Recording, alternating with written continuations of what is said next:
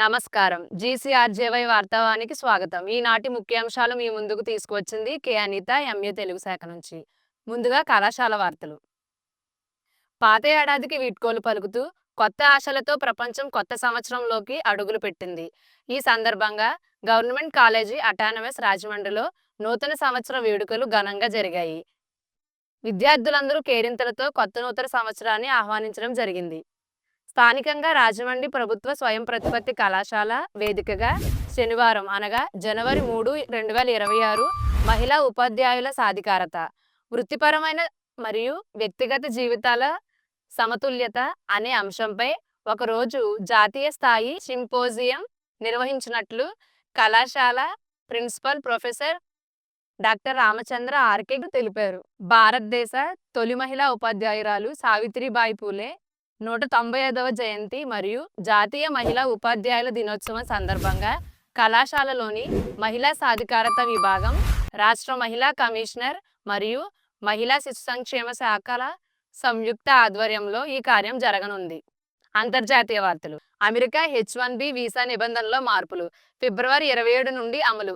Germany అగ్ని ప్రమాదంలో తెలంగాణ విద్యార్థి హృతిక్ రెడ్డి మృతి. జాతీయ వార్తలు. చమురు ధరలు. పెట్రోల్, డీజిల్ ధరల తగ్గింపుపై కేంద్రం కసరత్తు. సరిహద్దు చర్చలు. భారత్, చైనా మధ్య లడఖ్ శాంతిపై 2026 తొలి విడతల చర్చలు. రాష్ట్రీయ వార్తలు. సంక్రాంతి సెలవులు. స్కూళ్లకు జనవరి 10 నుండి 18 వరకు సెలవులు ఖరారు. ఉచిత గ్యాస్, దీపం 2.0 పథకం కింద రెండో విడత సిలిండర్ల పంపిణీ ప్రారంభం. అమరావతి.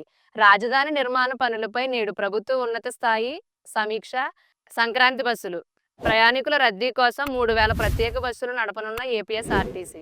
క్రీడా వార్తలు.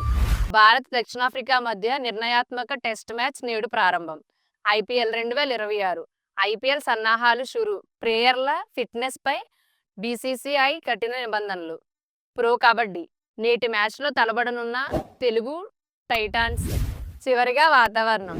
చలి తీవ్రత. తెలుగు రాష్ట్రాల్లో పెరిగిన చలి. ఏజెన్సీ ప్రాంతాల్లో ఉష్ణోగ్రత 5 డిగ్రీల సెల్సియస్ 8 డిగ్రీల సెల్సియస్కు పతనం. కోస్తాంధ్ర, రాయలసీమల్లో ఉదయం పూట దట్టమైన పొగమంచు హెచ్చరిక. వర్ష సూచన. దక్షిణ బంగాళాఖాతంలో ఆవర్తనం వల్ల దక్షిణ కోస్తాలో అక్కడక్కడ తేలికపాటి జల్లులు. జాగ్రత్త.